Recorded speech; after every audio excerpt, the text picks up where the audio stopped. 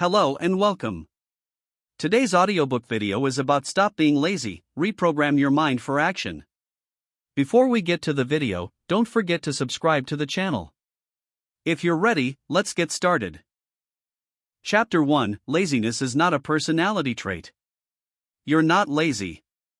Your brain has been programmed incorrectly. Let that sink in for a moment.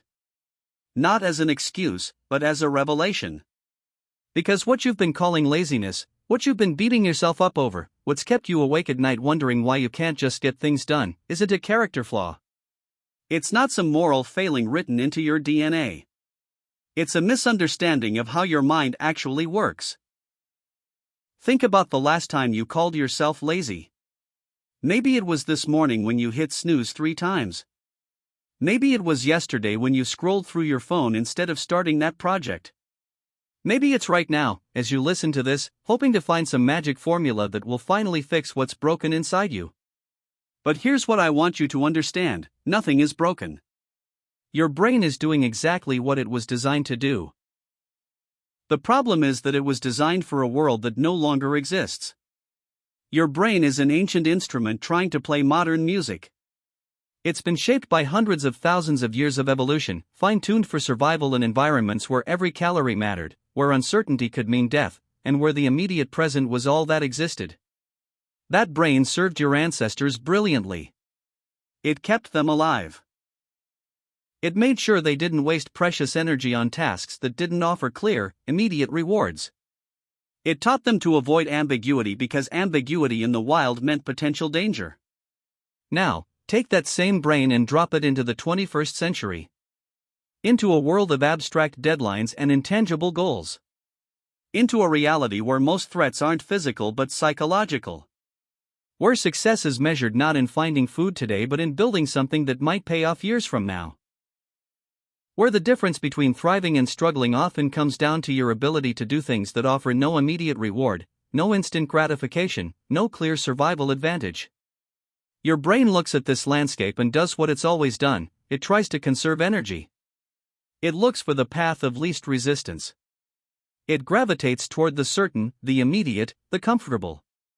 Not because you're weak. Not because you lack discipline or willpower.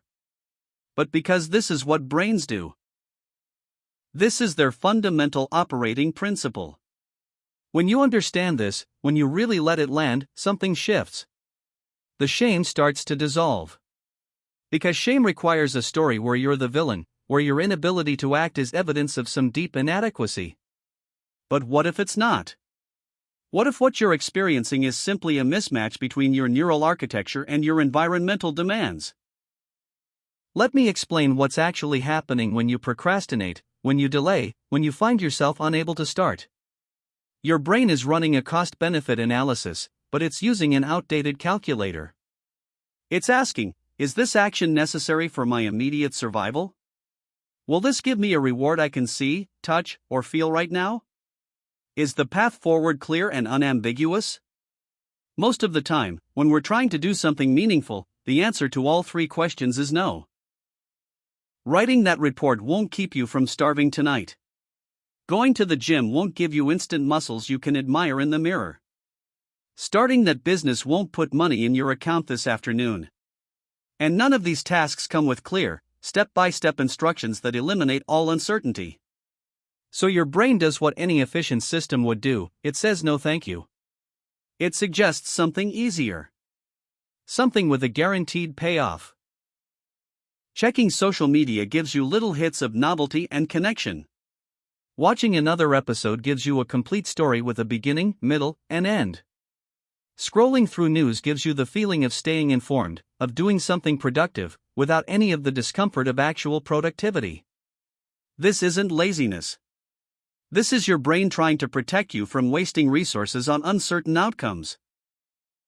It's trying to keep you safe from the discomfort of not knowing, from the vulnerability of effort without guaranteed success, from the psychological exposure of putting yourself out there.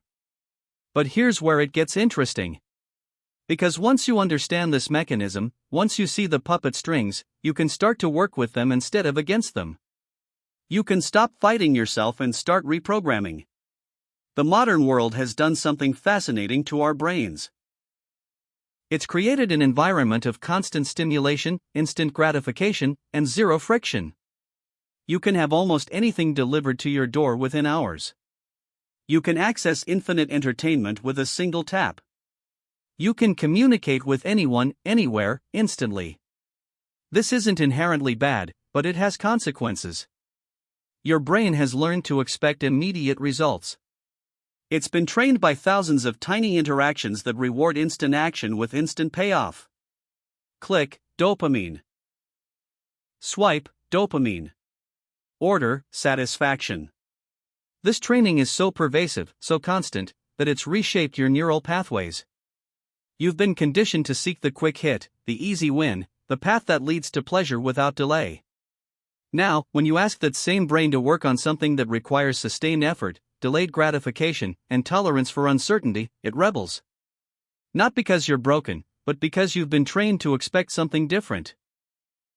You've been programmed for a world of instant feedback, and now you're asking yourself to operate in a world where feedback might take weeks, months, or years. This is the real challenge. Not laziness, but recalibration. Not weakness, but retraining. You're essentially asking your brain to run a different operating system, one it wasn't designed for and hasn't been optimized to use. The companies that build our apps and platforms understand this better than we do. They've hired neuroscientists and psychologists to design experiences that hijack these ancient reward pathways. Every notification is carefully crafted to trigger a little surge of curiosity. Every swipe is engineered to deliver just enough novelty to keep you engaged. Every algorithm is tuned to show you exactly what will keep you scrolling, clicking, consuming. You're not competing against your own willpower. You're competing against some of the most sophisticated psychological engineering in human history. And you're doing it with a brain that was never designed to resist these kinds of targeted manipulations. When you procrastinate, you're not being lazy. You're being human. You're responding to the incentive structures that surround you. Your brain is doing exactly what it's been trained to do: seek comfort, avoid uncertainty, choose the guaranteed reward over the potential one. But awareness changes everything. Because once you understand what's happening, you can start to make different choices. Not through force or shame or self-punishment, but through strategic reprogramming. Through creating new incentive structures that work with your brain instead of against it. Think about what happens in your mind right before you procrastinate. There's usually a moment of recognition: I should do this thing. Then almost immediately, there's resistance. The resistance shows up as a feeling in your body, a tightness, a heaviness, an urge to turn away. Your brain starts generating reasons why now isn't the right time. You don't have enough information. You're not in the right mood. It won't be perfect anyway. You'll do it later when conditions are better. These aren't rational objections. They're your ancient survival system trying to steer you away from uncertainty and effort. They're the voice of the algorithm saying, "This doesn't compute as survival necessary, so let's do something easier instead." The beautiful thing is that you don't have to fight this voice. You don't have to overpower it with willpower or drown it out with motivation. You just have to understand it. Once you see it for what it is, once you recognize it as a pattern rather than truth, it loses much of its power. You're not lazy. You're navigating a profound mismatch between your evolutionary wiring and your contemporary demands. You're trying to run sophisticated software on hardware that hasn't been updated in tens of thousands of years. And you're doing it in an environment specifically designed to exploit every weakness in that hardware. When you stop judging yourself and start observing yourself, something remarkable happens. The shame dissipates. The self-criticism quiets down. And in that space, you can start to work with your mind instead of against it. You can begin to understand the code you're running on. And once you understand the code, you can start to rewrite it. This is where real change begins. Not in forcing yourself to be different, but in understanding why you are the way you are. Not in battling your nature, but in working with it. Not in becoming someone else, but in becoming a more conscious version of yourself. You have within you everything you need to shift these patterns. Not because you're going to become superhuman, but because you're going to become more fully human. More aware of your mechanisms. More compassionate toward your struggles. More strategic in how you approach the gap between where you are and where you want to be. The journey ahead isn't about fixing what's broken. It's about understanding what's misaligned and bringing it into harmony. It's about recognizing that the same brain that steers you toward comfort and certainty can be guided toward growth and possibility. Not through force, but through understanding. Not through shame, but through insight. You're ready for this. Not because you're special or different or more disciplined than anyone else. But because you're here, you're listening, and you're willing to see yourself clearly. That willingness is where everything changes. That openness is the seed of transformation. What you call laziness is simply your mind trying to keep you safe using strategies that no longer serve you. And now that you know this, now that you can see the mechanism, you can begin to choose something different. Not by fighting harder, but by understanding deeper. Not by forcing change, but by allowing evolution. Chapter 2: Why does the brain resist change? There's a specific moment that happens right before you don't do something. You probably know it well. It's that split second when you think about starting, and then something inside you whispers, "Not yet. Not now. Later would be better." Most people think this is a motivation problem. They believe that if they just felt more inspired, more energized, more ready, then they'd act. But motivation is a liar. It promises you that someday you'll wake up feeling different, and on that magical day, everything will be easy. That day never comes. And waiting for it is how years slip by. What's actually happening in that moment of resistance has nothing to do with motivation. It has everything to do with how your brain processes the future versus the present. And once you understand this mechanism, once you see how it operates beneath your conscious awareness, you gain access to something far more reliable than motivation: understanding. Let me take you inside your brain for a moment. When you think about doing something, especially something that requires effort or carries uncertainty, your brain immediately begins a calculation. It's not a conscious calculation. You don't sit there with a spreadsheet weighing pros and cons. This happens in milliseconds, beneath the surface of your awareness.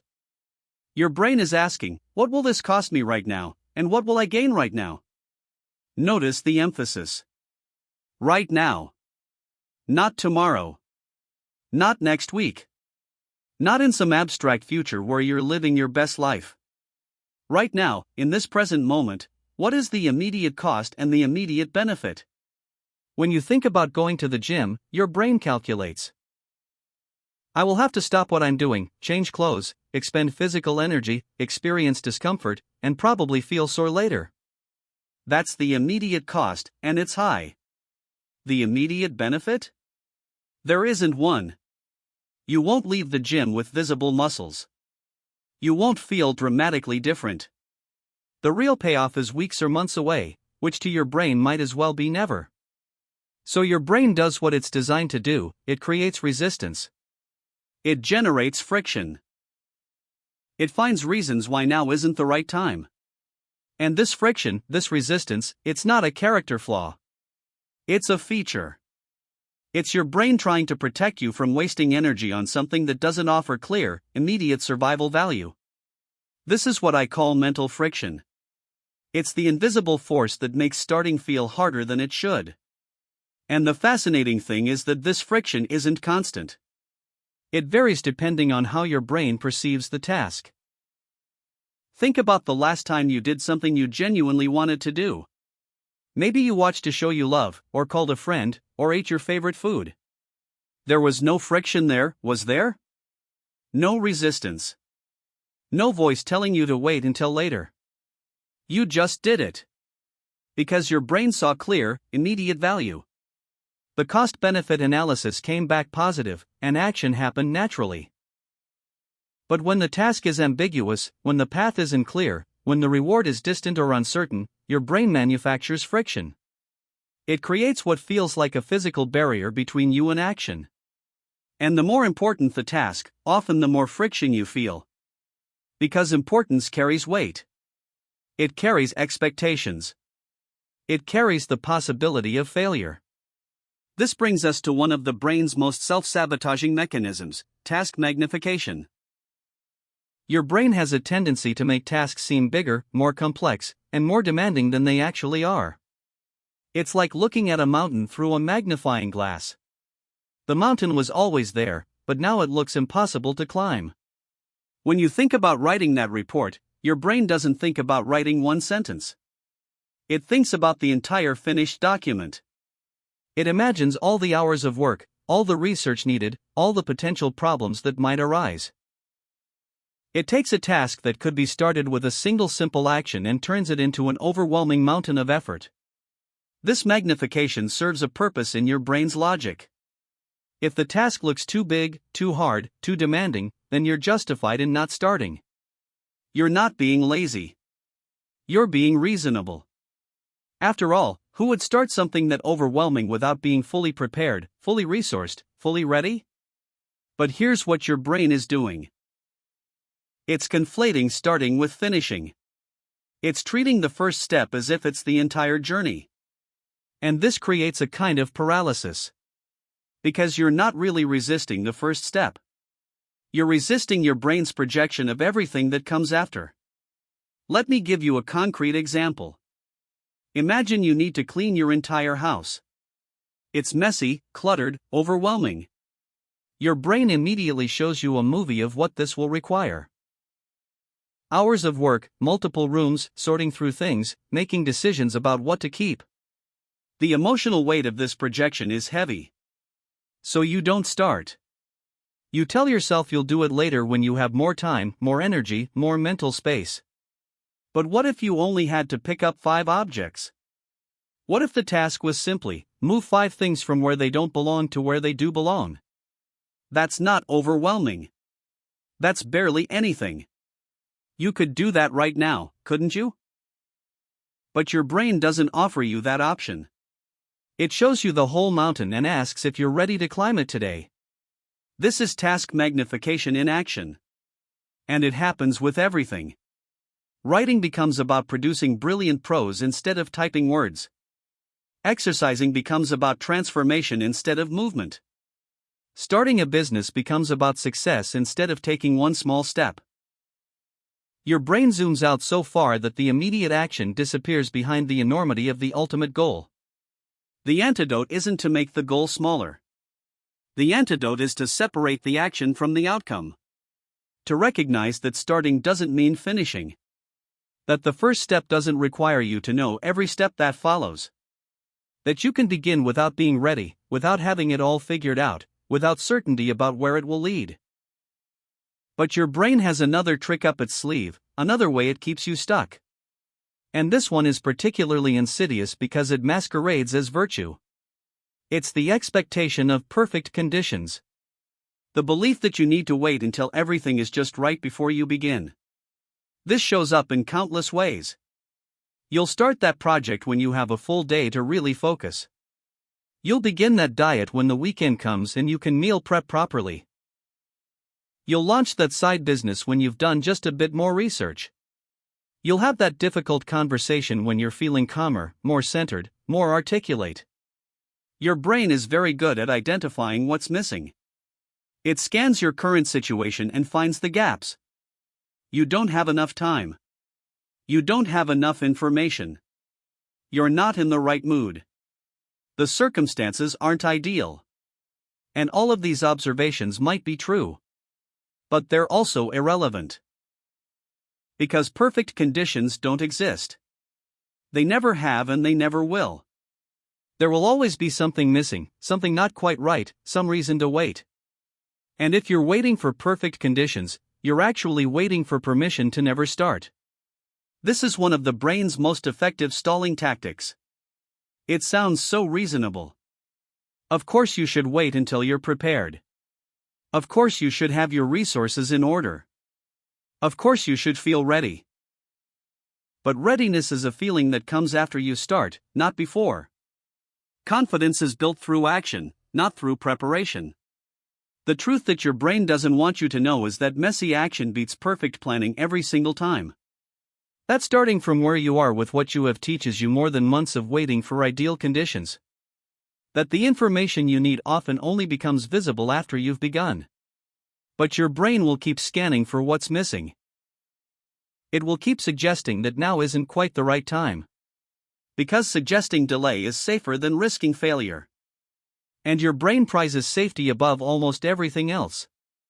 Now let's talk about the phrase that might be running your life without you even realizing it: not now. These two words are perhaps the most powerful procrastination tool your brain possesses. Not now. Not, no, I'll never do this. Not, this isn't important. Just, not now. Later. Soon. When things are different. Not now is perfect because it allows you to maintain the identity of someone who intends to take action while never actually taking it. You're not saying no to your goals. You're just saying not yet. And not yet can stretch indefinitely. It can become your entire life. Your brain loves not now because it resolves tension without requiring change. There's psychological discomfort in having a goal you're not pursuing. It creates what researchers call cognitive dissonance, this gap between who you want to be and who you're actually being. Not now closes that gap temporarily. It says, I am that person, just not today. Tomorrow. Next week. When conditions improve. And here's the trap: every time you say not now, you're actually training your brain to say it more easily next time. You're building a neural pathway that says, this is how we handle difficult things. We acknowledge them, we intend to do them, and then we defer them. Over and over, you're practicing the pattern of delay. You're becoming fluent in the language of later. Think about how automatic this has become for you. How many times a day does your brain offer you not now? How often do you accept that offer without even questioning it? The alarm goes off, not now, 5 more minutes. You think about that project, not now, I'll start this afternoon. You consider having that conversation.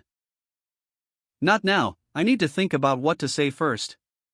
Each instance feels small. Insignificant. One more delay won't matter.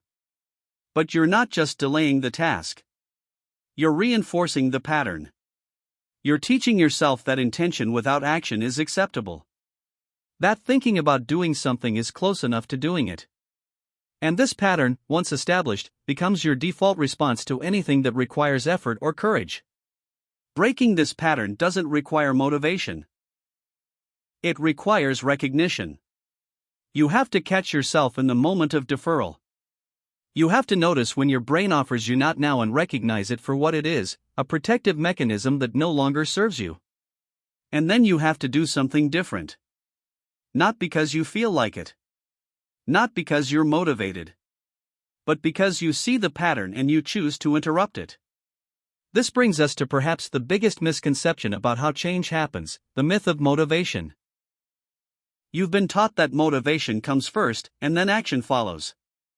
That you need to feel inspired, energized, excited before you can do difficult things. This is backwards. And believing it keeps you stuck. Motivation is an emotion. And like all emotions, it's unreliable. It comes and goes based on factors you don't control. Your sleep quality. Your blood sugar. What you ate yesterday. The weather. A conversation you had. Your hormone levels. Motivation is downstream from your physiology and your circumstances, which means waiting for it is like waiting for the weather to be perfect. It might happen, but you can't count on it. Here's what actually happens: action creates motivation, not the other way around. When you start moving, even reluctantly, even without enthusiasm, something shifts. The friction decreases. The task becomes clearer. You get feedback from reality instead of living in the projection your brain created. And in that movement, motivation often arises. Not because it was there all along waiting to be accessed, but because action generates energy. Think about the last time you really didn't want to do something but forced yourself to start anyway. Maybe you dragged yourself to a social event you almost cancelled. And then once you were there, once you were engaged, it wasn't so bad. Maybe you even enjoyed it. The motivation came after the action, not before it. Your brain doesn't want you to know this because it undermines one of its primary excuses. If you don't need to feel motivated to act, then there's no reason to wait. If action can precede feeling, then feeling can't be used as a gatekeeper. And your brain loves using feeling as a gatekeeper. It's very convenient. You can't argue with it. You either feel motivated or you don't. And if you don't, well, what can you do? But once you understand that motivation is optional, that you can move without it, you gain access to a completely different way of operating. You stop negotiating with your feelings. You stop waiting for permission from your emotional state. You recognize that your feelings will change after you start, so there's no point in treating them as reliable predictors of what you can or can't do. This doesn't mean ignoring your feelings or pushing through everything regardless of what you're experiencing. It means understanding that feelings are information, not instructions. They tell you something about your current state, but they don't get to determine your actions. You do. The brain also has a fascinating relationship with identity. You probably think of yourself in certain ways. Maybe you're a creative person. Maybe you're analytical. Maybe you're someone who values freedom, or security, or authenticity. These identity labels feel true. They feel like descriptions of who you are. But they're actually prescriptions for who you'll be. Once you identify as a certain type of person, your brain works very hard to maintain consistency with that identity. If you see yourself as someone who's not good with numbers, your brain will find evidence for this everywhere. It will magnify your mistakes and minimize your successes. It will create resistance to anything numerical because that would threaten your identity. And here's where it gets particularly relevant to action. Many people have unconsciously adopted identities that include inaction. Not explicitly. Nobody says, "I'm the kind of person who doesn't follow through." But they might say, "I'm spontaneous, I don't like structure." Or, "I'm a dreamer, not a doer." Or, "I'm creative, I'm not good at the boring practical stuff." These identity statements sound positive. They sound like you're embracing who you are. But they're actually creating permission structures for inaction. They're giving your brain a reason to resist effort. Because if you're spontaneous, then planning and consistency would violate your nature. If you're a dreamer, then execution would somehow diminish your creativity. Your brain uses your own identity against you. And the interesting thing is that these identities are often formed from limited data. Maybe you struggled with structure once and decided you're not a structured person. Maybe you got absorbed in ideas and forgot about logistics and decided you're not practical.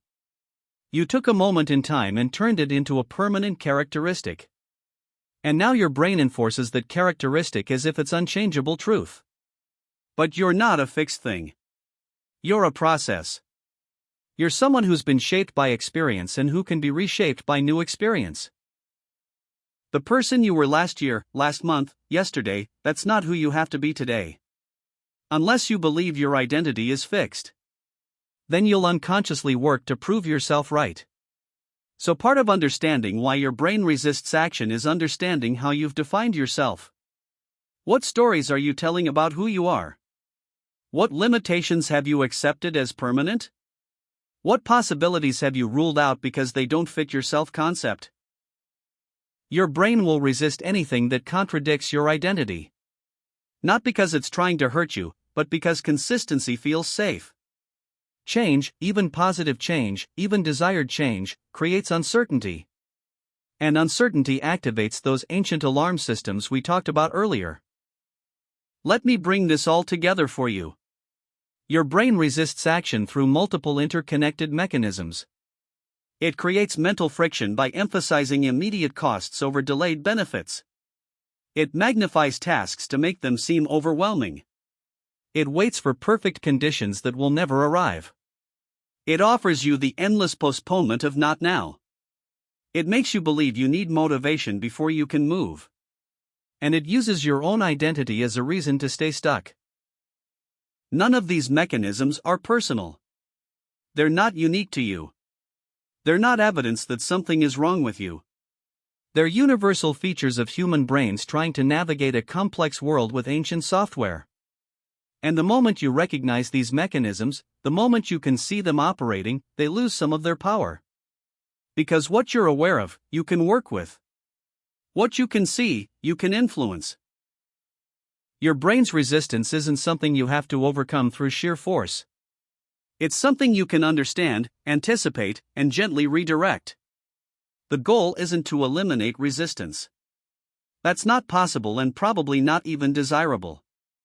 Some resistance is useful. It keeps you from acting impulsively on every passing thought. The goal is to recognize resistance for what it is, a pattern, not a truth. A mechanism, not a mandate. Your brain's best attempt to keep you safe, even when safety means staying stuck. As you move through your day today, tomorrow, next week, start noticing these patterns. When you feel that familiar resistance to starting something, pause for just a moment. Ask yourself, which mechanism is at play here? Is my brain magnifying this task? Is it waiting for perfect conditions? Is it offering me the comfort of not now? Is it insisting I need motivation first? You don't have to fight these mechanisms. Just notice them. Name them. See them clearly. Because in that moment of recognition, you create a tiny space between stimulus and response. Between the thought of action and the choice about action. And in that space, everything becomes possible. Your brain isn't your enemy. It's trying to protect you using the only strategies it knows. But you can teach it new strategies. You can show it through your actions that starting doesn't have to be perfect. That motivation isn't required. That not now can become right now, just this once. And then again. And then again. You're beginning to know your mind. You're starting to see the machinery beneath your experience. And this knowledge, this awareness, this is what will allow you to move differently. Not because you've become someone else, but because you understand yourself more clearly. And from that clarity, new choices emerge. Let's go deeper into something that might be happening to you right now, even as you listen to this. You understand what I'm saying. You recognize these patterns in yourself. You're nodding along, thinking, yes, this is exactly what happens to me. And there's a part of you that's already planning how you'll use this information. Tomorrow you'll be different. Tomorrow you'll recognize the resistance and push through it. Tomorrow you'll start that thing you've been putting off. But here's what your brain is doing in this very moment, it's turning understanding into another form of delay. It's saying, now I know what the problem is, so I'll fix it later. I'll apply this knowledge when the time is right. When I'm more prepared. When I've finished listening to this. When I've thought about it more. Do you see what just happened? Your brain took information about resistance and used it to create more resistance. It took insight about delay and turned it into justification for more delay. This is how sophisticated your avoidance mechanisms are. They can even weaponize your own self-awareness. This happens because your brain is very good at confusing understanding with action. When you learn something new about yourself, when you have an insight or an aha moment, your brain gets a little hit of satisfaction. It feels like progress. It feels like something changed. And in a way, something did change. Your awareness shifted. But your behavior? That's still waiting in the wings. There's a particular kind of trap that thoughtful people fall into more than others. It's what I call analysis paralysis disguised as wisdom. You become so interested in understanding why you do what you do that the understanding itself becomes the goal. You read about procrastination. You listen to podcasts about productivity. You journal about your patterns. And all of this feels productive. It feels like you're working on yourself. But understanding why you procrastinate is not the same as not procrastinating.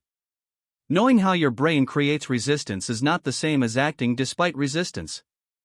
There's a gap between insight and change. And that gap can only be crossed through actual movement, through actual practice, through actually doing something different than what you've always done. Your brain loves to live in the realm of ideas because ideas are safe. You can think about change forever without risking anything. You can plan and strategize and analyze without ever putting yourself in a position to fail. And failure, even small failure, even insignificant failure, is what your brain is ultimately trying to help you avoid. Because here's something crucial about how your brain evaluates risk: it treats uncertainty as danger. Not potential danger. Not possible danger. Actual danger. When you think about doing something new, something where the outcome isn't guaranteed, your brain's threat detection system activates. It's subtle. It's not like you're afraid. It's more like a low-level anxiety, a vague discomfort, a sense that something isn't quite right. This activation happens in a part of your brain called the amygdala. It's ancient, fast, and not particularly smart. It can't distinguish between actual physical threats and psychological uncertainty. To your amygdala, the possibility that you might start a project and not finish it feels similar to the possibility that you might encounter a predator. Obviously, these aren't the same thing. One might hurt your ego. The other might end your life. But your amygdala doesn't make that distinction. So when you think about taking action, especially action that matters to you, your amygdala sends out a little signal: danger. Not loud enough to make you panic. Just loud enough to make you hesitate. And in that hesitation, all those other mechanisms we talked about rush in to help. Your brain magnifies the task. It points out missing resources. It suggests waiting for better conditions. It offers you the comfort of not now. This is why the things that matter most often feel the hardest to start. It's not because they're actually more difficult. It's because they carry more significance. More possibility. More uncertainty. And uncertainty triggers your threat detection system more reliably than almost anything else. But here's where it gets interesting. Your brain can learn new associations. It can be taught that uncertainty isn't dangerous. That starting without knowing the outcome is not only safe but often beneficial. That the discomfort of beginning is temporary and tolerable. But it can't learn these things through understanding alone. It has to learn them through experience. Every time you feel resistance and act anyway, you're teaching your brain something new. You're creating evidence that contradicts its protective assumptions. You're showing it that the thing it labeled as dangerous is actually manageable. And over time, with enough repetition, your brain updates its threat assessment. The resistance decreases. Not because you've become more motivated or more disciplined, but because you've literally changed what your brain considers threatening. This is neuroplasticity in action. Your brain is constantly rewiring itself based on your behavior. The pathways you use most become stronger. The ones you use least become weaker. Right now, you have very strong pathways for avoidance. For delay. For resistance. These pathways are like highways in your brain. Fast, efficient, automatic. But you also have pathways for action. They're just smaller right now. Maybe they're like dirt roads. Rough, slow, requiring conscious effort to travel. Every time you choose action over avoidance, you're paving that dirt road. You're making it smoother, wider, easier to travel. And every time you choose avoidance, you're reinforcing that highway. This isn't judgment. It's just mechanics. Your brain builds what you use. So the question becomes, what are you building?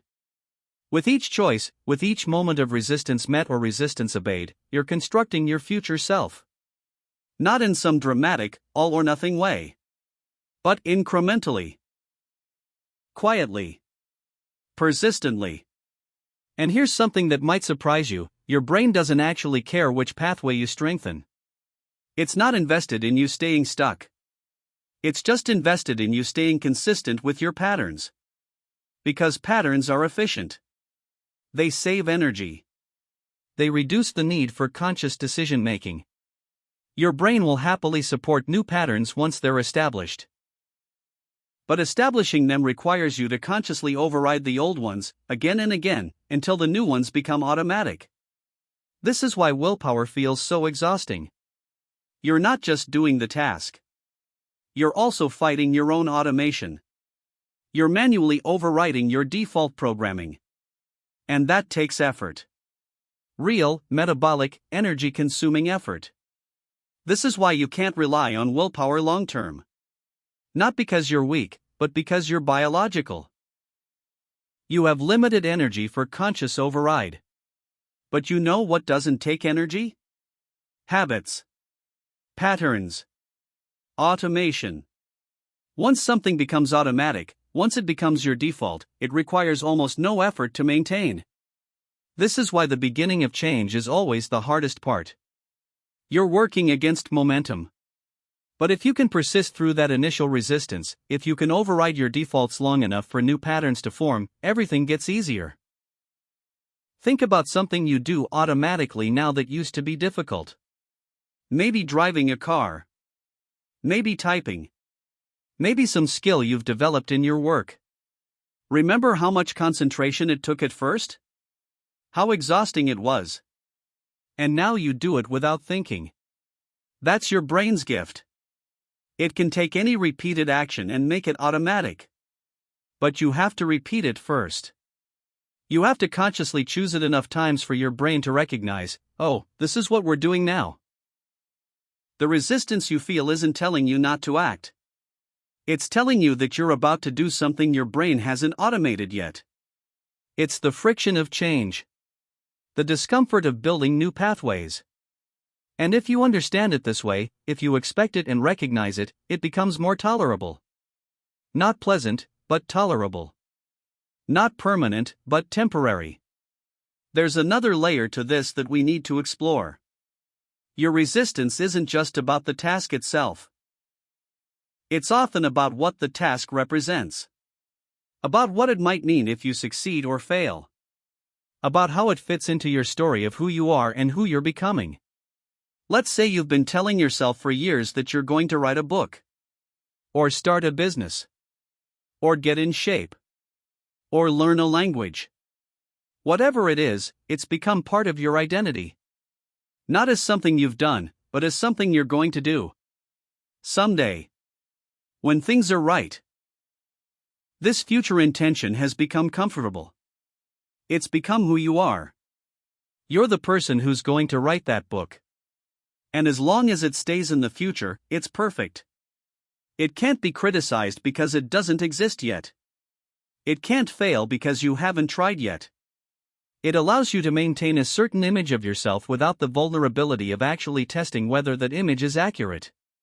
Now imagine you actually start. You sit down and write the first paragraph of that book. Or you take the first step toward that business. Or you go to the gym for the first time.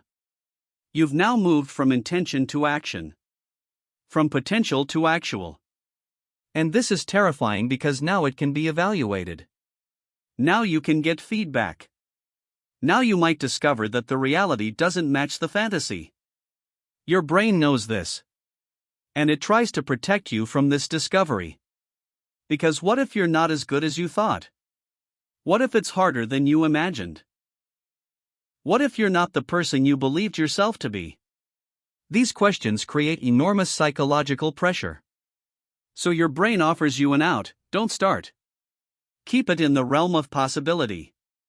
Stay safe in the story of who you might become rather than risking the reality of who you are. This is why some of the strongest resistance comes right before meaningful action. Right before you do something that could change your life or change your self-concept. Your brain isn't just protecting you from failure. It's protecting you from self-knowledge. From having to face the gap between your imagined self and your actual self. But here's the paradox: that gap only closes through action. Through actually doing the thing. Through being willing to be bad at it, to struggle with it, to face the reality of where you actually are rather than where you wish you were. The discomfort of beginning is the discomfort of honesty. Of stopping the story and starting the practice. And once you're actually in it, something remarkable happens. The fantasy dissolves, but something more solid takes its place. Real progress. Real learning. Real evidence that you can do hard things. Not perfectly. Not easily. But actually. And that actual evidence, that lived experience, it's worth more than 1,000 perfect fantasies. Your brain will resist this. It will offer you reasons to wait. Better reasons than you've heard before. It will tell you that you need more preparation. More certainty. More clarity. And all of these things might be partially true. But they're not prerequisites. They're not gates you have to pass through before you're allowed to begin. They're just your brain doing what brains do, trying to keep you safe through avoidance. So as we close this exploration of resistance, I want you to sit with a question. Not to answer it right now, but to let it work on you. Here it is. What would happen if you stopped waiting? Not in some dramatic, life-changing way. But in one small way. Right now. Today. What's one thing you've been telling yourself you'll do later that you could do now? Not the whole thing. Just the first tiny step. What's stopping you isn't the size of the task. It's not lack of time or resources. It's this collection of mechanisms we've explored together. Mental friction. Task magnification. Perfect conditions. The comfort of not now. The myth of motivation. Your identity protecting itself. Your brain treating uncertainty as danger. But now you see these mechanisms. You know their names. You understand how they work. And that understanding, combined with one small action, one tiny override of your default pattern, that's where everything begins to shift. Not through force. Not through discipline. Through awareness meeting choice. Through understanding meeting courage. You're not broken. You're not lazy. Your brain is just doing what it was designed to do. But you can choose differently. Not perfectly. Not permanently. Just once. Right now. And then again. And then again. Until the new pathway becomes the highway. Until action becomes your new default. Until resistance is just something you notice rather than something that stops you. Chapter 3: Mental Reprogramming that Breaks the Inactivity Cycle. There's a cycle that keeps you stuck, and it's so subtle you probably don't even notice it's running. It goes like this: you don't act, which confirms your belief about who you are, which makes it harder to act, which confirms the belief even more. Round and round. Each loop making the pattern stronger, more automatic, more true. But here's what most people don't understand: this cycle can run in reverse. Action changes belief. Belief changes identity. Identity changes what feels natural. And what feels natural determines your next action. The same mechanism that keeps you stuck can pull you forward. You just have to interrupt it once. Consciously. Deliberately. And then let the cycle do its work in the other direction. This isn't about positive thinking or affirmations or pretending to be someone you're not.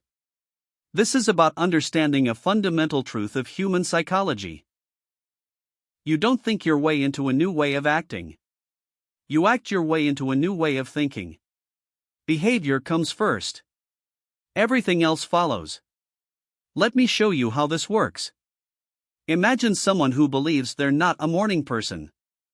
They've told this story for years. Maybe decades. It's part of their identity. When someone suggests they wake up early, they say, "That's just not me. I'm not wired that way." And because they believe this, they don't try. Or when they do try, they expect to fail, so they give up at the first difficulty. And then they point to that failure as evidence. "See, I told you I'm not a morning person." The belief shapes the behavior. The behavior confirms the belief. The cycle is closed. But watch what happens when someone with this exact same belief decides to wake up early just once. Not because they believe they can do it. not because they feel motivated, but simply as an experiment. To see what happens. They set an alarm. They get up when it rings. They feel tired, uncomfortable, resentful. Everything their belief told them they would feel. But they did it. They have now created a piece of evidence that contradicts their belief. It's small. It's just one morning. But it exists. And their brain has to account for it. The story that they're not a morning person now has a crack in it. A tiny opening. A moment of doubt. If they do it again the next day, that crack widens. Not because it gets easier, but because the evidence accumulates. They're building a new story with their actions. A story that says, maybe I'm not who I thought I was. Maybe my beliefs about myself are more flexible than I realized. Maybe I can do things I previously thought impossible. This is the behavior to identity cycle running in reverse. You act first, against your current identity. That action creates new evidence. The new evidence challenges your old belief. Your belief begins to shift. And as your belief shifts, your identity starts to reorganize around this new information. You start to become someone who can do this thing. Not through thought, but through proof. Not through imagination, but through repetition. Your identity isn't fixed. It's not written in stone or coded in your DNA. It's a story you tell yourself based on evidence you've accumulated. And most of that evidence comes from your past behavior. What you've done is who you think you are. Which means if you want to change who you are, you have to change what you do. Not someday. Not when you feel ready. Now. Today. With this next choice. This is why waiting for motivation is backwards. You think motivation leads to action. You think you need to feel different before you can behave differently. But it's the other way around. Action creates motivation. Movement generates energy. Doing produces the feeling of being able to do. Think about the last time you really didn't want to do something but forced yourself to do it anyway. Maybe it was exercise. Maybe it was a difficult conversation. Maybe it was tackling a project you'd been avoiding. Do you remember what happened once you started? The resistance didn't disappear completely, but it diminished. The task wasn't as bad as your brain told you it would be. And often, once you were in motion, you found a rhythm. You found momentum. That's not because you suddenly became motivated. It's because action itself is motivating. Your brain responds to movement. It releases chemicals that support continued movement. It updates its predictions about what's possible. It shifts from threat mode to engagement mode. But none of this happens while you're waiting. It only happens after you've begun. This is one of the most important things you can understand about change. You don't need motivation to start. You need to start to get motivation. The feeling you're waiting for will arrive after the action, not before it. And if you keep waiting for it to arrive first, you'll wait forever. Your brain learns through experience, not through thinking. You can't think your way to confidence. You can't imagine your way to capability. You have to do the thing, see that you survive it, and let your brain update its models accordingly. This is how you reprogram yourself. Not through insight alone, but through action that creates new insight. Now let's talk about how your brain actually learns. Because understanding this will help you work with it instead of against it. Your brain is constantly making predictions about the world. It's asking, what's going to happen next? What will this cost me? What will I gain? And it bases these predictions on past experience. When you think about doing something you've been avoiding, your brain immediately generates a prediction. This will be hard. This will be uncomfortable. This might fail. And these predictions feel like facts. They feel like truth. But they're just your brain's best guess based on limited data. Here's the thing about predictions, they're only as good as the data they're based on. And if you've been avoiding something for a long time, your brain doesn't have recent data. It's working with old information. It's making predictions based on who you were, not who you are now. It's treating its own uncertainty as certainty. Every time you act despite your brain's negative prediction and discover that the reality isn't as bad as the prediction, you give your brain new data. You show it that its model needs updating. And your brain is actually very good at updating when presented with clear evidence. It's just that it needs the evidence first. It won't update based on hope or intention. It needs proof. This is why small wins matter so much. Not because they're impressive or meaningful in themselves, but because they provide evidence. Each small action that contradicts your brain's predictions is a piece of data. And with enough data points, your brain starts to revise its predictions. It starts to expect different outcomes. And when it expects different outcomes, it creates less resistance. Think of it like this. Your brain is running on outdated software.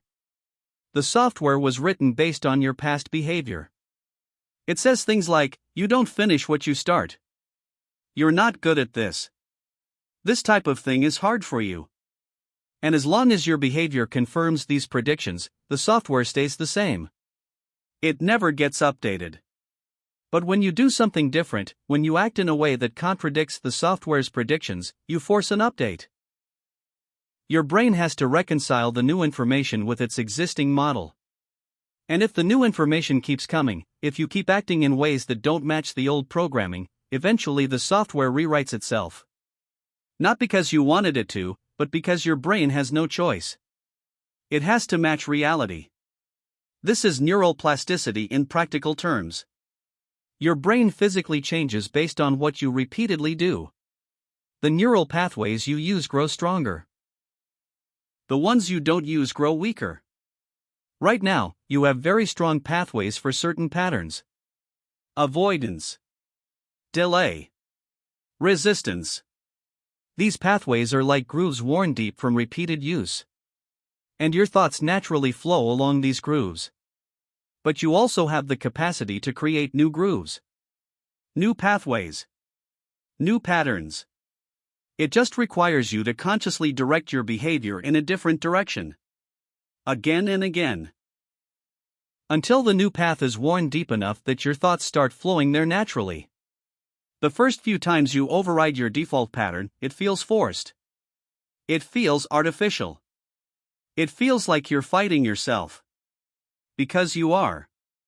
You're manually steering against the current.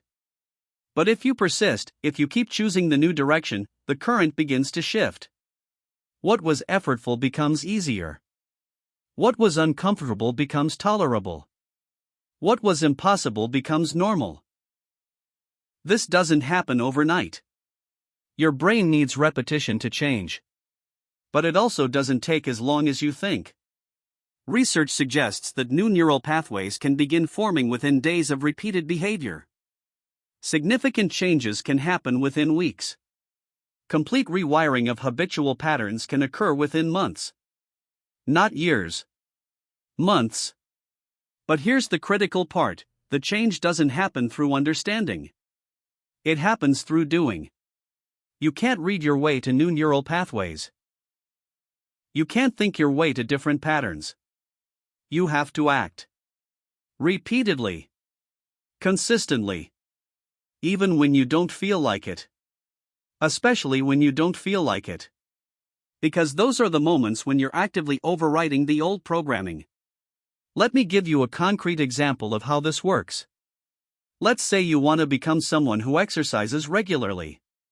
Right now, your brain's software says, exercise is hard, exercise is uncomfortable, exercise is something other people do. This programming was written based on your past behavior. Maybe you tried a few times and quit. Maybe you've been sedentary for years. Your brain has learned, we don't do this. Now you decide to change. You don't feel motivated. You don't feel excited. You just decide that this is what you're doing. So you put on exercise clothes. That's the first small win. Your brain predicted you wouldn't even get that far, but you did. New data point. You go to the gym or start your workout. That's another small win. You're moving now. Your brain is updating its predictions in real time. It's noticing, we're doing this thing we said we don't do. You finish the workout. It wasn't pleasant. You didn't love it. But you did it. That's the biggest win. You have now created clear, undeniable evidence that contradicts your brain's programming. You are someone who exercises. Not in theory. In practice. Right now. Today. The next day, your brain will still resist. The programming hasn't changed yet. But there's now a small crack in the certainty. A tiny voice that says, we did this yesterday. Maybe we can do it again. You do it again. More evidence. Another crack. By the end of the first week, something has shifted. Not in your feelings about exercise. Those might still be negative. But in your brain's prediction about whether you'll do it. It's starting to expect that you will. It's beginning to reorganize its model to include this new pattern. You're becoming someone who exercises. Not because you decided to be, but because you've done it enough times that your brain has no choice but to update its definition of who you are. This is the power of small wins. They're not about the wins themselves. They're about the identity shift they create. Each small action is a vote for a new version of yourself. And with enough votes, the election results change. You become someone different. Not through transformation, but through accumulation. Now let's address something important, the difference between starting and continuing. Because these are two completely different challenges, and most people don't realize this. They think if they can just start, the rest will take care of itself. Or they beat themselves up for starting things and not finishing them, as if it's the same skill. Starting is about overcoming initial resistance. It's about taking that first step against all the inertia of not having done it yet. Starting requires you to interrupt your current state, to break a pattern, to do something different than what you were just doing. Starting is hard because it's a transition. And transitions always require energy. But continuing is about maintaining momentum against different forces. It's about staying consistent when the novelty wears off. It's about showing up when you're tired, when you're busy, when something more interesting presents itself. Continuing is hard because it requires sustained commitment, not just momentary courage. Most people are better at one than the other. Some people are great starters. They love new projects, new ideas, new beginnings. They get excited by possibility. But they struggle when things become routine, when the work gets repetitive, when the excitement fades. They leave a trail of half-finished projects behind them. Other people are great continuers. Once they're in motion, once something is part of their routine, they can maintain it almost indefinitely. But they struggle to begin. They need extensive preparation before they'll start. They wait for perfect conditions. They overthink the first step until the momentum of thinking prevents the momentum of doing. Understanding which pattern is yours helps you work with yourself instead of against yourself. If you're a strong starter but weak continuer, you need systems that support consistency. You need to build in accountability, rewards for showing up, ways to stay engaged when the novelty fades. You don't need more courage to begin. You need more structure to persist. If you're a weak starter but strong continuer, you need strategies that lower the barrier to beginning. You need to make the first step so small that your brain can't magnify it into a mountain. You need to remove the option to overthink. You need to start before you feel ready. Because once you're moving, you'll keep moving. Neither pattern is better or worse. They're just different. And recognizing yours lets you design your approach accordingly. You're not trying to become a different person. You're trying to work with the person you are. But here's what's true for everyone: both starting and continuing get easier with practice. The more times you start despite resistance, the less resistance you feel next time. Your brain learns starting is survivable. It updates its threat assessment. Similarly, the more times you continue despite wanting to quit, the stronger your persistence becomes. Your brain learns, we're the kind of person who finishes things. This is why process matters more than results. Results are what you're working toward, but process is what changes you. Every time you honor your commitment to the process, regardless of how you feel, you're training yourself. You're teaching your brain new expectations. You're building new identity through repeated action. And here's something beautiful, you don't have to be perfect at it. You don't have to start every time or continue every time. You just have to do it more often than not. You just have to tip the balance in favor of action more than inaction. Because your brain is working with averages, not absolutes. It's noticing trends, not exceptions. If you start more often than you delay, your brain updates toward, we're someone who starts things. If you continue more often than you quit, your brain updates toward, we're someone who persists. The occasional failure doesn't erase the pattern. It's just noise in the data. What matters is the overall trajectory. This takes the pressure off. You're not trying to be perfect. You're not trying to never fail or never struggle. You're just trying to slowly, gradually, shift the average of your behavior. To make action slightly more common than inaction. To make persistence slightly more frequent than quitting. And over time, those small shifts compound into completely different patterns. Your brain is on your side in this. It wants to help you. It's just working with outdated information right now. And the only way to update that information is through action. Through showing it, again and again, that the world has changed. That you've changed. That the old rules don't apply anymore. So the question isn't, how do I become motivated enough to change?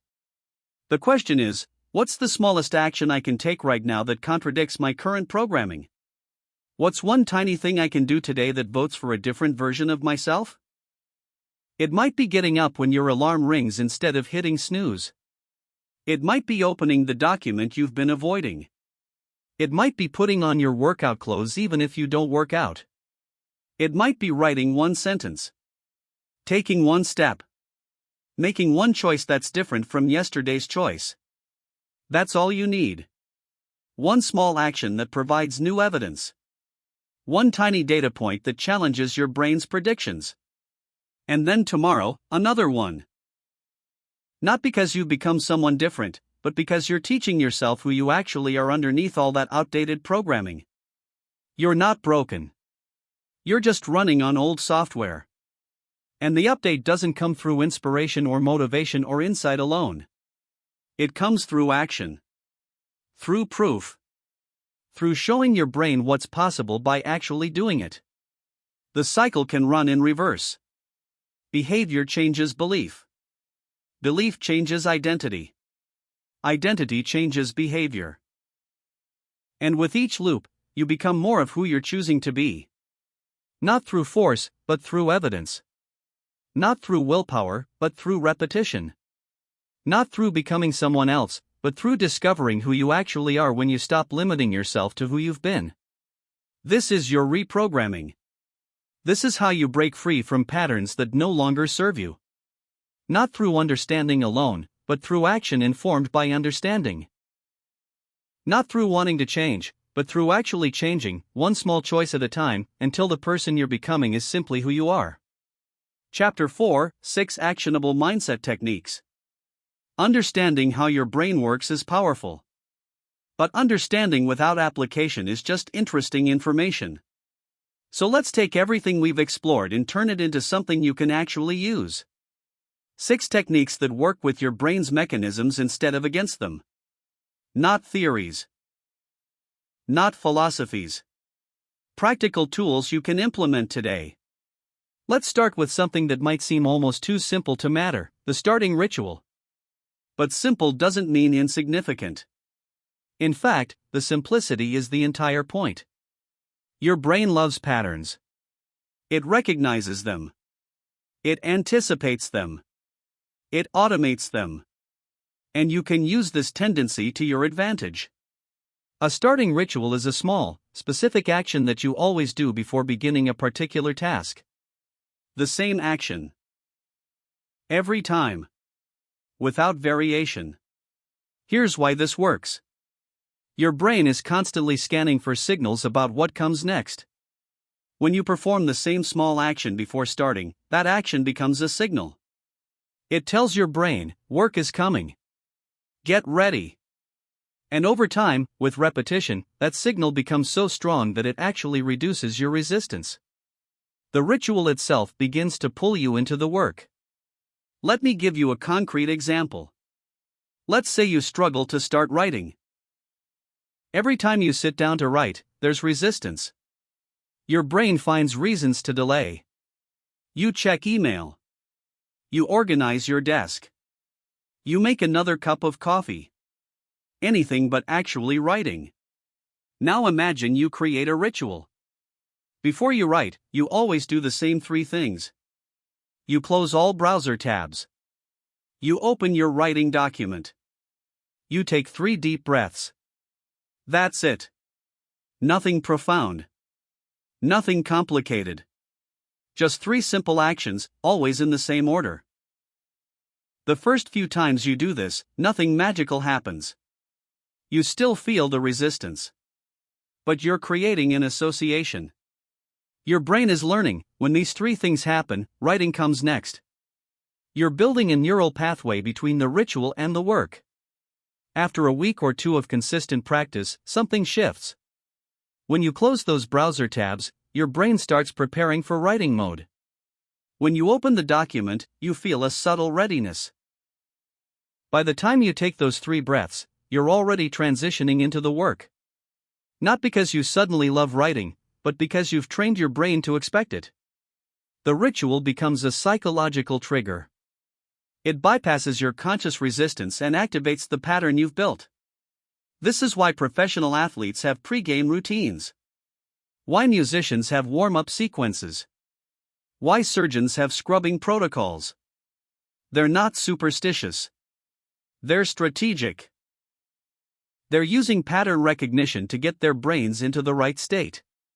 Your ritual needs to be simple enough that you'll actually do it every time. Not when you feel like it. Every time. Because consistency is what creates the association. If you skip it sometimes, if you vary it based on your mood, you dilute the signal. The pattern doesn't form. And it needs to be quick. We're talking seconds, not minutes. The ritual isn't the work. It's the bridge to the work. If your ritual takes 10 minutes, you'll start finding reasons to skip the ritual, and then you're back where you started. What matters is that it's yours. It's specific to you and to the task you're trying to start. Writing might have one ritual. Exercise might have another. Deep work might have a third. You're not creating one ritual for your whole life. You're creating specific triggers for specific contexts. Now let's talk about something that sounds like a trick but is actually neuroscience, the 2-minute rule. This technique works because it exploits a fundamental quirk in how your brain evaluates tasks. Remember how we talked about your brain magnifying tasks? How it shows you the entire mountain when you're just trying to take the first step. The 2-minute rule solves this by making the commitment so small that your brain can't magnify it. Here's how it works. When you're facing something you've been avoiding, you don't commit to doing the whole thing. You commit to doing just 2 minutes of it. Not 2 minutes as a warm-up before the real work. Just 2 minutes. Period. That's your only obligation. Let's say you need to clean your house but you've been putting it off for days. The task looks enormous. Your brain has turned it into this overwhelming project that will consume your entire day. So you keep delaying. Instead, you tell yourself, I'm going to clean for exactly 2 minutes. I'm going to set a timer. And when the timer goes off, I can stop. No judgment. No pressure to continue. Just 2 minutes. Now watch what happens in your brain. 2 minutes isn't threatening. It's barely anything. Your brain can't generate much resistance to something that small. So you start. You set your timer. You begin cleaning. Here's the beautiful part. Once you're in motion, once you're actually doing the thing, the resistance decreases. Not because you suddenly became motivated, but because action itself changes your state. Movement creates momentum. And very often, when that 2-minute timer goes off, you keep going. Not because you have to, but because continuing feels easier than stopping. But even if you don't continue, even if you stop at exactly 2 minutes, you've still won. You've broken the pattern of avoidance. You've taken action despite resistance. You've given your brain evidence that starting is survivable. And that evidence accumulates over time. The genius of this technique is that it removes your brain's best argument against action. Your brain can't say, "I don't have time," because everyone has 2 minutes. It can't say, "I'm not ready," because 2 minutes doesn't require readiness. It can't say, "I'll do it later," because later is just as easy to do 2 minutes as now is. You're essentially calling your brain's bluff.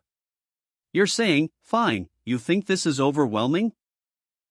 Let's just do 2 minutes and see what happens." And what happens is that you discover your brain was lying to you about how hard it would be. This works for everything. Reading becomes, "I'll read for 2 minutes." Exercise becomes, "I'll move for 2 minutes." That difficult conversation becomes, "I'll talk for 2 minutes." That project becomes, "I'll work on it for 2 minutes." The key is that you have to genuinely give yourself permission to stop at 2 minutes. This isn't a trick where you secretly plan to do more. Because if you make it a trick, your brain will catch on. It will recognize the manipulation and reinstate the resistance. You have to mean it. 2 minutes. No more required. And then, most of the time, you'll naturally continue. But not always. And that's fine. Because every 2-minute session is still a win. It's still evidence. It's still you taking action instead of avoiding. And that's what changes your patterns over time. Now let's talk about something that most productivity advice gets exactly backwards: friction. Conventional wisdom says you should optimize your actions. Make them more efficient. Do them better. But that's not where your real leverage is. Your leverage is in optimizing the resistance, not the action. This is friction reduction, and it's one of the most powerful techniques you can use. Here's the principle: every behavior has friction. Friction is anything that makes the behavior harder to do. And your brain is exquisitely sensitive to friction. Even small amounts of friction can create enough resistance to stop you from acting. Let's say you want to exercise in the morning. But your workout clothes are in a drawer upstairs. Your shoes are in the closet. You need to find your headphones. All of this is friction. Not much. Maybe 2 minutes of friction. But it's enough. When your alarm goes off and you're tired and you think about exercising, your brain factors in all that friction and says, "Too hard. Not worth it. Stay in bed." Now imagine you set out your workout clothes the night before. You put them right next to your bed. You put your shoes on top of them. Your headphones are plugged in and ready. You've removed almost all the friction. When your alarm goes off now, your brain still doesn't want to exercise. But the path to starting is so smooth, so frictionless, that the resistance has nowhere to grip. You're not overcoming your brain's reluctance. You're just removing its excuses. This is why people who meal prep are more likely to eat healthy. Not because they have more discipline, but because they've removed the friction of deciding what to eat and preparing it in the moment. The healthy choice becomes the easy choice. This is why putting your phone in another room helps you focus. Not because you suddenly have more willpower, but because you've added friction to distraction. Now checking your phone requires getting up, walking to another room, finding it. That friction is often enough to break the automatic reaching that happens when it's right next to you. You want to make desired behaviors as frictionless as possible and undesired behaviors as frictionful as possible. You're not changing how much discipline you have. You're changing how much discipline you need. Think about what you're trying to do more of. Now identify every point of friction in the path to doing it. What has to happen before you can start? What might slow you down or stop you? Every decision point is friction. Every step of preparation is friction. Every moment of uncertainty is friction. Then systematically remove as much of that friction as you can. Prepare in advance. Reduce decisions. Make the path obvious. Create defaults. The goal is to make starting so easy that your brain runs out of reasons to resist. One person I know wanted to play guitar more often but kept not doing it. The guitar was in a case in the closet. That was the friction. He started leaving it on a stand in his living room. Suddenly he was playing every day. Not because he became more motivated, but because the friction dropped to zero. He could pick it up and start playing in 2 seconds. Another person wanted to read more but spent their evenings watching television. They didn't get rid of the TV, but they unplugged it and put the remote in a drawer in another room. They put a book on the coffee table. They added friction to TV and removed friction from reading. Their behavior changed not through willpower but through environmental design. This is friction reduction. It's not about becoming a better person. It's about making the right choice the easy choice. And the beautiful thing is that this works with your brain instead of against it. You're not fighting your tendency to take the path of least resistance. You're just changing which path has the least resistance. Now let's shift from external technique to internal narrative. Because the way you talk to yourself about your actions matters more than you might think. This is where identity statements come in. There's a profound difference between saying, "I need to exercise," and saying, "I'm someone who exercises." The first is about obligation. The second is about identity. And your brain responds very differently to these two frames. When you say, "I need to do this," you're positioning the action as external to you. It's something imposed on you. Something you have to do even though it's not really you. This creates resistance because your brain is being asked to act against your nature, against your identity. But when you say, "I'm someone who does this," you're positioning the action as an expression of who you are. It's not external. It's not imposed. It's natural. It's what people like you do. And your brain wants to act consistently with your identity. Let me show you how this plays out practically. Imagine someone offers you a cigarette. If you say, "No thanks, I'm trying to quit," what have you communicated? That you're still a smoker who's fighting against their nature. That you want to smoke but you're restraining yourself. That your default state is smoking and you're effortfully maintaining a different state. Now imagine you say, "No thanks, I don't smoke." What's different? You've stated an identity. You're not someone who's trying not to smoke. You're someone who doesn't smoke. It's not a battle. It's just who you are. This isn't just semantics.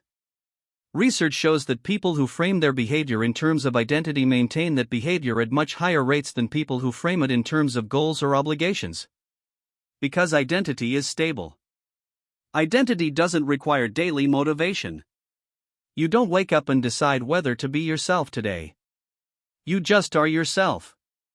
So the technique is to shift your language from obligation to identity. Not "I should work out, but I'm someone who takes care of their body." Not "I need to be more productive, but I'm someone who values their time." Not "I have to finish this project, but I'm someone who completes what they start." At first, this might feel false. You might think, "But I'm not that person. I don't work out consistently. I'm not productive. I don't finish things." And that's the old identity talking. The identity based on past behavior. But remember, identity is just a story built from evidence. And you can create new evidence starting right now. Each time you act in alignment with your new identity statement, you're making that identity more true. You're building evidence. And your brain tracks this evidence.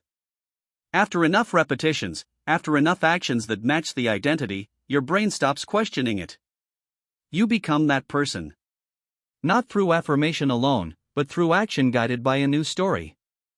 The key is to make your identity statements specific and behavioral. Not I'm a good person, but I'm someone who keeps their promises. Not I'm healthy, but I'm someone who chooses nourishing food. Not I'm disciplined, but I'm someone who shows up even when I don't feel like it. And pay attention to how you talk about yourself when you slip up. Because you will slip up. Everyone does. The question is, do you let one action define your identity, or do you recognize it as an exception? If you miss a workout, the old pattern is to think, "See, I'm not really someone who exercises. I knew it was just temporary." But the new pattern is to think, "I'm someone who exercises. I missed today, and I'll be back at it tomorrow." One exception doesn't change who I am. This is self-compassion meeting self-definition. You're holding the identity while allowing for human imperfection. And that combination is what makes change sustainable. Let's move to something that addresses one of the most frustrating aspects of behavior change: the invisibility of progress.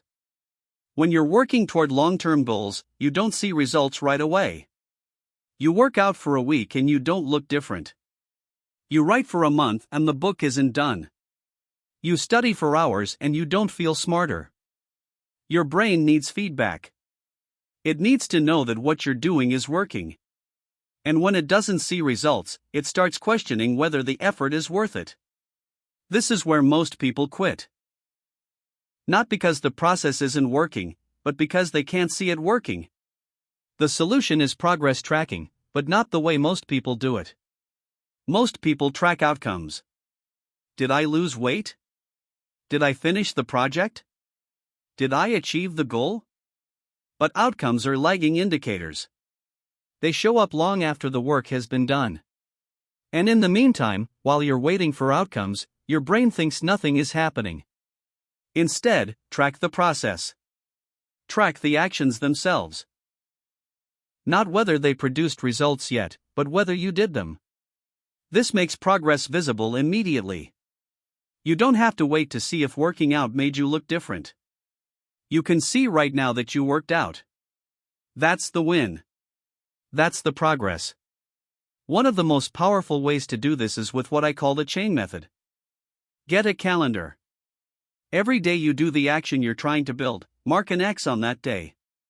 Your job is not to achieve an outcome. Your job is to not break the chain. To keep building that streak of X's. This works because it gives your brain immediate, visual feedback. You can see your progress accumulating. Each X is proof that you're becoming the person you're trying to become. And the chain itself creates motivation. Once you have a streak going, you don't want to break it. The pattern itself becomes something you want to maintain. But here's the important part: you're not tracking perfection. You're tracking effort. If you committed to working out and you worked out for 5 minutes instead of 30, you still get an X. If you committed to writing and you only wrote 1 sentence, you still get an X. The point is not to judge the quality or quantity. The point is to mark that you showed up. This removes your brain's ability to dismiss your progress. Because even on days when you don't do much, you did something. And something is infinitely more than nothing. Something builds the habit. Something creates the identity. Something keeps the momentum alive. You can also track process metrics specific to your goal. If you're trying to build a business, don't just track revenue. Track how many calls you made. How many emails you sent. How many hours you spent on sales activities. These are things you control completely. They're not dependent on external factors.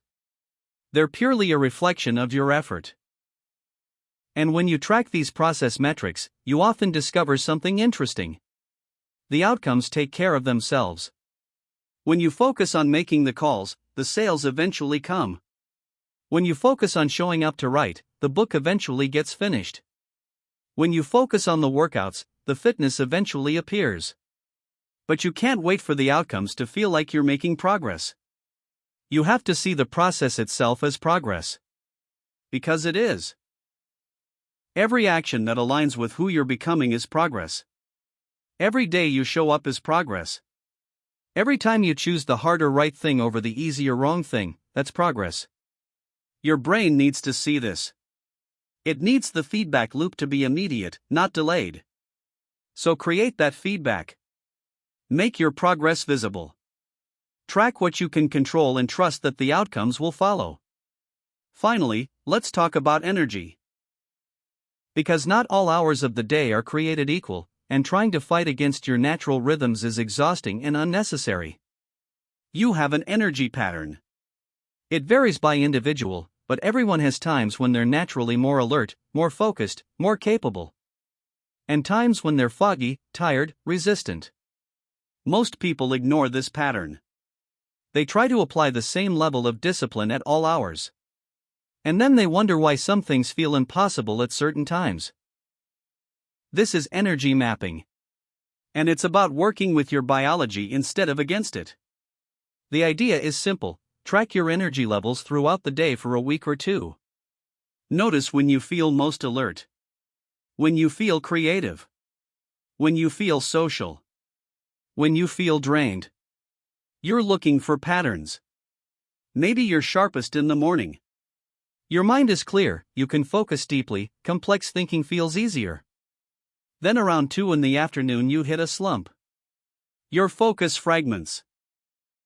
Everything feels harder. By evening you've recovered somewhat but in a different way.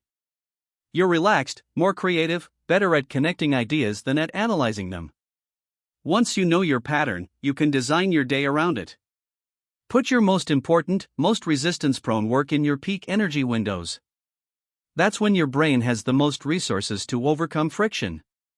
That's when you need the least willpower to start. Put your low-resistance tasks, your routine work, your administrative stuff in your low-energy windows. These things don't require your best energy. They can be done on autopilot. You're not wasting your peak hours on things that don't need them. One person I know discovered they had great focus early in the morning but terrible social energy. So they stopped trying to take calls first thing. They used mornings for deep work, writing, complex problem solving. Then they scheduled all their meetings and calls for afternoon when their social energy was higher.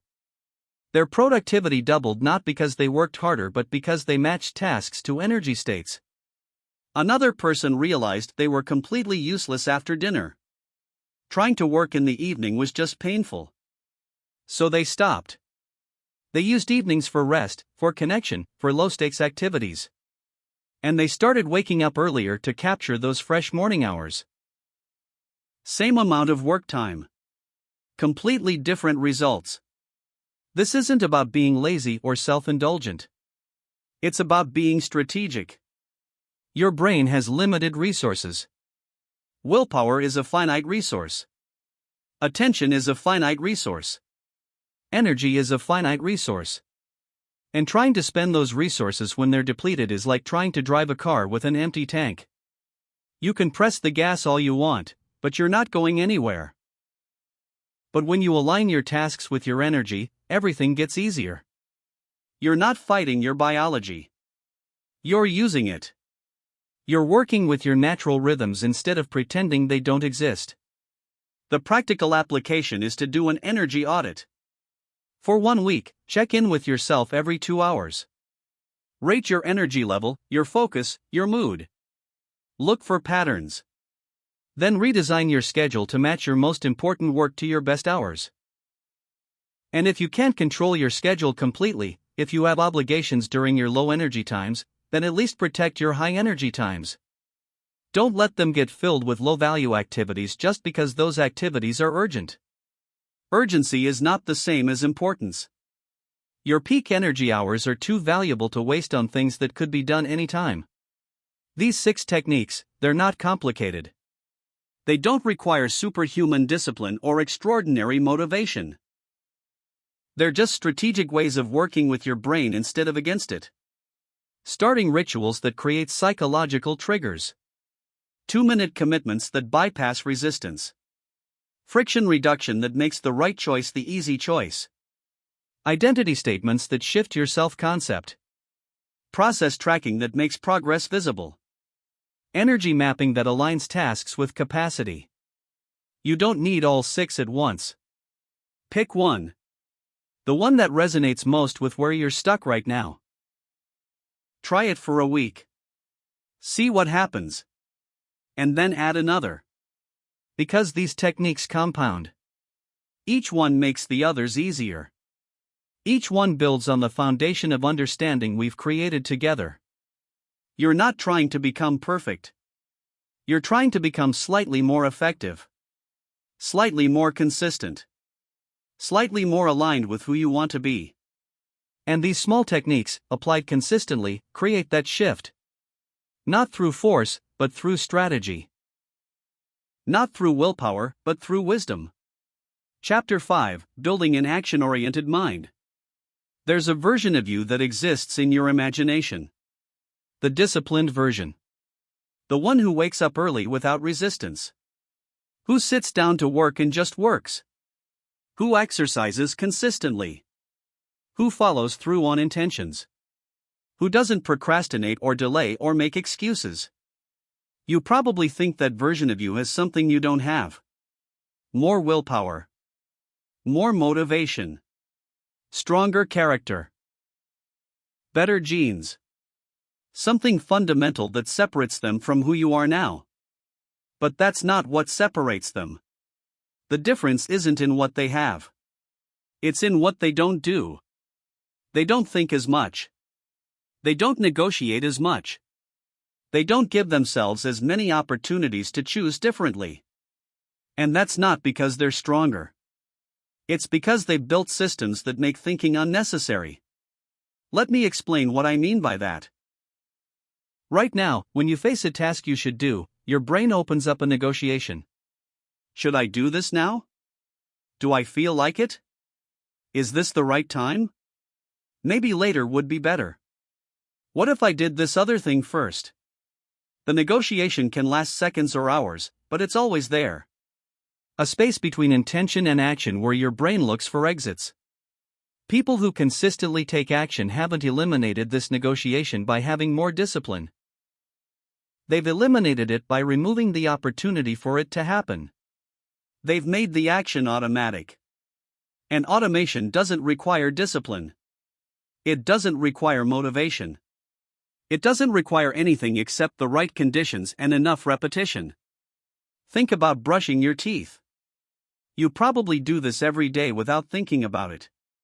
You don't wake up and negotiate with yourself about whether today is a good day to brush your teeth. You don't need motivation. You don't need discipline. You just do it.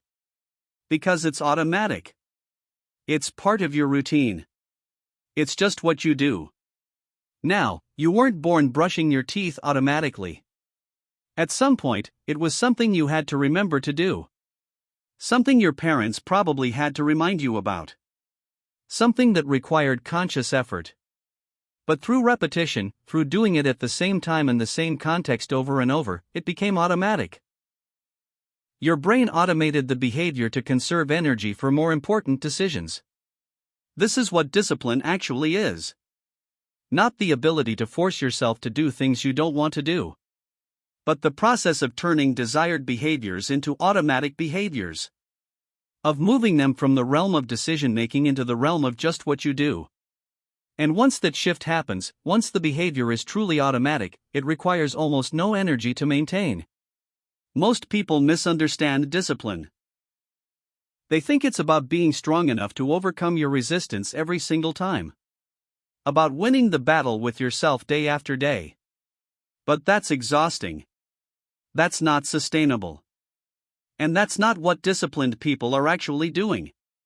Disciplined people have simply automated more of their desired behaviors. They've built routines, rituals, and systems that remove the need for constant decision-making. They've structured their environment to support their goals. They've created conditions where the right action is the easiest action. And then they've repeated those actions enough times that they've become habitual. This means discipline isn't a personality trait you either have or don't have. It's a skill you build through specific practices. And the practices aren't about forcing yourself harder. They're about thinking strategically about automation. Let me show you what this looks like in practice. Imagine someone who wants to write every day. The undisciplined approach is to wake up each morning and decide, will I write today? Where will I write? What will I write about? For how long? Every one of these decisions is a point of friction. A place where resistance can enter. A chance for your brain to negotiate its way out of the behavior. The disciplined approach is different. You decide once, not every day. You will write every morning at 7, at your desk, for 30 minutes, on your current project. Now there are no decisions to make. When 7 arrives, you sit at your desk and write. Not because you feel like it. Not because you're motivated. But because that's what happens at 7. It's automatic. The first few times, there's still resistance. Your brain hasn't accepted the automation yet. But you're not trying to overcome the resistance through willpower. You're just following the program you've created. And each time you follow it, the program gets stronger. The behavior becomes more automatic. Until one day you realize you're not fighting yourself anymore. You're just writing. Because that's what you do at 7. This is how you build discipline.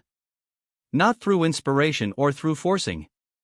But through strategic decisions about what to automate and then enough repetition to make the automation stick. Now let's address something crucial about the people you think of as disciplined, as successful, as consistently productive. The people who seem to accomplish so much while you're stuck struggling to start. You probably assume they're in there fighting harder than you. Wanting it more. Having more mental strength. But here's what they're actually doing, they're thinking less. Not because they're simpler or less intelligent. But because they've deliberately reduced the number of decisions they have to make. They've automated as much as possible so they can reserve their mental energy for things that actually require thought. Every decision you make depletes your mental resources. This isn't metaphorical. It's physiological. Your brain uses glucose to make decisions. And when you've made a lot of decisions, your glucose levels drop and your subsequent decisions get worse. This is called decision fatigue, and it's why you can start the day with great intentions and end it eating junk food on the couch. People who take action consistently understand this. They don't try to have perfect discipline all day. They try to reduce the number of times they need to use discipline at all. They make decisions in advance. They create routines. They build systems. And then they just follow the systems without thinking about it. Steve Jobs wore the same outfit every day. Not because he lacked fashion sense, but because choosing clothes was a decision that didn't matter to him. By removing that decision, he saved mental energy for decisions that did matter. That's not obsessive. That's strategic. You can apply this same principle to your own life. Look at your day and identify every point where you have to make a decision related to behaviors you want to automate. When will I work out? What will I eat? When will I do that difficult task? Each of these questions is costing you energy. Now make those decisions once, in advance, and remove them from your daily decision load. You work out at 6:30 every morning. You eat the lunch you prepared yesterday. You work on your most important task first thing when you sit down. These aren't suggestions you consider each day. They're just what happens. The decision has already been made. This is what gives you back your mental energy. This is what makes you look disciplined to others. Not that you're fighting harder, but that you're fighting less. You've structured your life so there's less to fight about. And here's something important, this doesn't make you rigid or robotic. You're not eliminating all spontaneity or flexibility. You're just automating the behaviors that matter to your goals so you have more energy and freedom for everything else. You're protecting your important intentions from your fluctuating motivation. Think about it this way. Right now, every day is a test of your willpower. Will you exercise today or won't you? Will you work on your project or will you procrastinate? Will you eat well or give in to cravings? Every day, you're taking the same test. And on days when your willpower is low, you fail. On days when you're tired or stressed or discouraged, you fail. But when you automate, you're no longer taking the test. The behavior happens regardless of how much willpower you have that day. You're not strong enough to pass the test every time. Nobody is. So you remove yourself from the testing situation entirely. This is the secret that people who consistently take action have figured out. They're not passing tests, you're failing. They've stopped taking the tests altogether. They've built their lives so that the right behaviors happen automatically, without requiring daily heroics. Now let's go deeper into what actually happens in the moment of action. Because there's something fascinating about people who move quickly from thought to action while others get stuck in the space between. When you think about doing something, there's a window. A brief period between the thought and the action where your brain decides whether to proceed. For some people, this window is tiny. Almost imperceptible. The thought arises and the action follows almost immediately. For others, this window expands. It becomes a space filled with consideration, doubt, negotiation, and ultimately, delay. The difference isn't in how much these people want to take action. It's in how much they allow themselves to think about it. And this sounds counterintuitive because you've been taught that thinking things through is good. That careful consideration leads to better decisions. And sometimes that's true. But for routine actions, for behaviors you've already decided are good for you, thinking is the enemy. Every moment you spend thinking about whether to do the thing is a moment your brain has to generate reasons not to do it. Because remember, your brain's default is conservation. It's looking for ways to save energy, to avoid discomfort, to choose the easier path. The longer you give it to work, the more convincing its arguments become. People who take action quickly have learned to shorten that window. To move from thought to action before their brain has time to build a case against it. This isn't impulsiveness. It's strategic. They've already decided in advance that this is a behavior they do. So when the moment arrives, there's no need for additional consideration. The decision has been made. Now they just execute.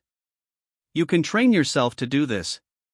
When you notice the thought arising, that I should do this thing, you can practice moving immediately into action. Not thinking about it. Not weighing whether now is the right time. Just beginning. Even if the beginning is tiny. Even if you just take one small step. The point is to close the window before your brain fills it with resistance. At first, this feels uncomfortable. Your brain is used to having that deliberation time. It's used to being consulted. And when you bypass that process, it protests. But here's what happens with practice: the window naturally shrinks. The gap between thought and action becomes smaller and smaller. Until eventually, for automated behaviors, there's almost no gap at all. You think it and you do it. Like breathing. This is what makes someone look impulsive to others, but it's not impulsiveness. Impulsiveness is acting without having decided in advance that this is good for you. What we're talking about is acting quickly once you've already made that determination. It's the elimination of unnecessary deliberation on decisions you've already made. Think about elite athletes. When a basketball player takes a shot, they're not thinking, should I shoot? Is this the right moment? What are the implications? They've practiced the shot thousands of times. They've trained the recognition of the right moment. And when that moment appears, they shoot. Instantly. Without conscious deliberation. Because the deliberation happened in practice, not in the game. You can apply this same principle to your daily actions. The deliberation about whether exercise is good for you, that happens once, when you're calm and rational and thinking about your long-term goals. The decision gets made then. And then, when the moment comes to exercise, there's no more deliberation. You've already decided. You're just executing. This is how you move faster from intention to action. Not by thinking faster, but by thinking less. By moving the decision-making to a different time and then trusting that decision when the moment of action arrives. Now I want to talk about something that might be holding you back without you realizing it. The belief that you need to understand everything before you can change anything. that you need to have it all figured out, that you need complete clarity on why you are the way you are before you can become different. But understanding is not a prerequisite for change. It can help. It can provide insight. But it can also become a sophisticated form of procrastination. You can spend years understanding why you procrastinate without ever actually stopping procrastinating. Because here's the truth, you change through action, not through understanding. You become different by doing different things, not by knowing different things. And the doing can start right now, even while your understanding is incomplete. Even while you're still figuring things out. Even while you're uncertain. This is important because many thoughtful, intelligent people get trapped in the understanding phase. They read books. They listen to podcasts. They journal and reflect and analyze. And all of this feels productive. It feels like they're working on themselves. And in a sense they are. But they're not actually changing. They're preparing to change. Planning to change. Understanding why they need to change. But not changing. And the reason this trap is so seductive is that understanding provides a sense of control without requiring risk. You can understand yourself perfectly while staying exactly the same.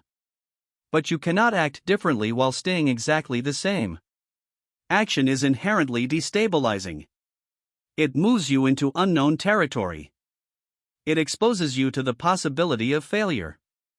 Understanding is safe. Action is vulnerable. So if you've been waiting to fully understand yourself before you start taking action, I want to challenge that. What if you started acting now and let the understanding develop through the action? What if you became the person you want to be first, and figured out how you did it later? This isn't anti-intellectual. It's not suggesting that understanding doesn't matter. It's simply recognizing that action is a form of understanding. Maybe the deepest form. You learn who you are by watching what you do. You discover what you're capable of by attempting things you're not sure you can do. You understand your resistance by moving through it, not by analyzing it from a distance. The version of you that exists on the other side of consistent action will have understanding that's not available to you right now. Not because you'll be smarter, but because you'll have evidence. You'll know what it feels like to override your resistance. You'll know what happens when you show up consistently. You'll understand your patterns from the inside, through lived experience, not through theoretical knowledge. So start acting. Even if you don't fully understand why you've been stuck. Even if you haven't figured out all your psychological mechanisms. Even if you're still learning. The action itself will teach you things that no amount of analysis could reveal. Let me share something about the nature of transformation that might shift how you think about all of this. You've probably been waiting for a moment when everything clicks into place. When you suddenly become the person you want to be. When discipline feels natural and action feels easy and resistance disappears. That moment doesn't come. Or more precisely, that moment is always now. It's every moment you choose to act despite not feeling like it. Every moment you override your default programming. Every moment you close the gap between who you are and who you're becoming. Transformation isn't an event. It's an accumulation. It's the sum of small choices made consistently over time. And here's what's beautiful about that: you don't have to wait for transformation to start. You don't have to wait until you're ready or until conditions are perfect or until you feel different. You can start accumulating right now. Every action that aligns with your desired identity is a deposit in your transformation account. Some deposits are large. Most are small. But they all count. They all add up. And there's no minimum balance required before you start seeing returns. The returns begin immediately, even if they're subtle. Even if you don't notice them consciously. Your brain is tracking your actions. It's updating its models of who you are based on what you repeatedly do. And this updating happens beneath your conscious awareness. You might not feel different after one workout or one day of focused work or one conversation you didn't avoid. But your brain noticed. It recorded that action. It filed it away as evidence. And with enough evidence, your brain has to revise its conclusions about you. It has to update the story it tells about who you are and what you're capable of. Not because you decided to believe something different, but because the evidence forced a revision. This is why consistency matters more than intensity. One heroic day of perfect discipline doesn't teach your brain much.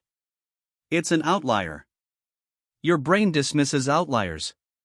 But 30 days of imperfect but consistent action? That's a pattern. That's data your brain has to account for. That's evidence it can't ignore. So you're not waiting for a transformation moment. You're creating one through accumulated action.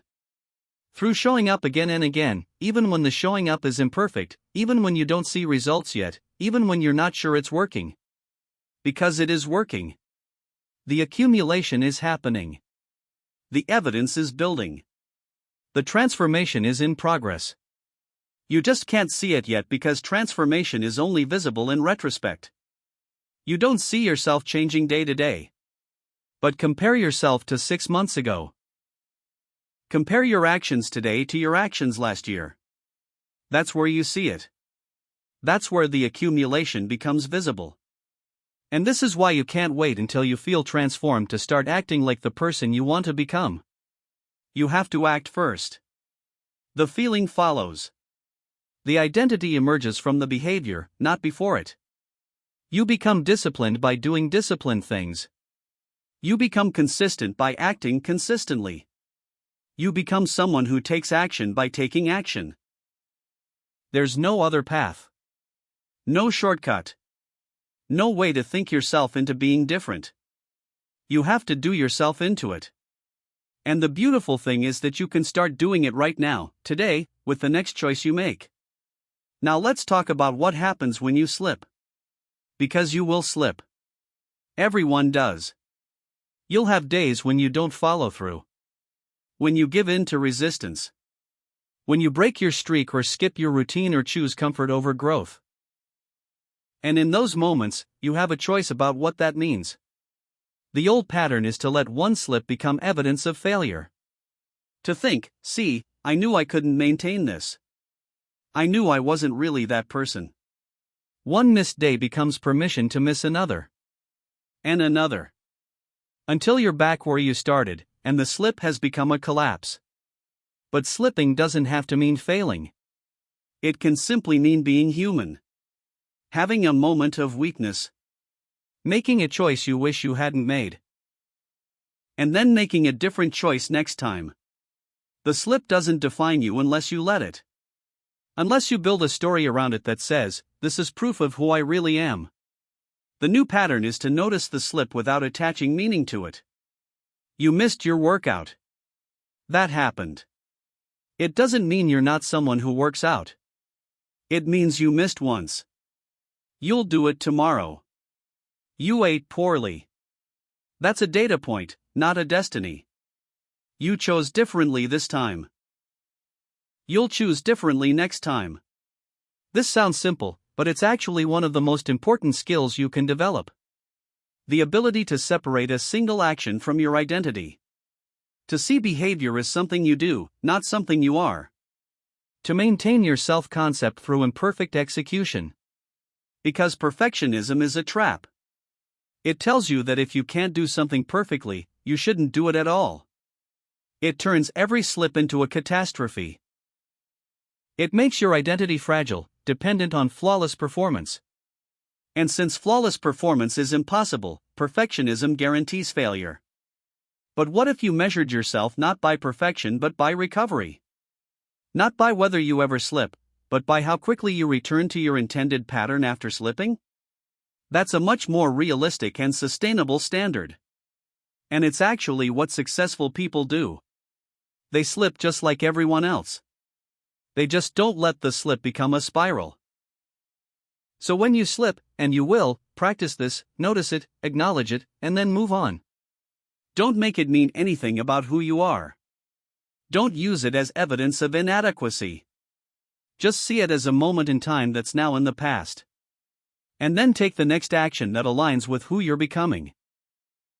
This ability to recover quickly, to not let one choice become a pattern, to maintain your identity through imperfect behavior, this is what separates people who change sustainably from people who change temporarily and then revert. Let me tell you what I believe about you. Not because I know you personally, but because I know how this works. I believe you're capable of far more than you're currently doing. Not because you lack ability, but because you lack evidence.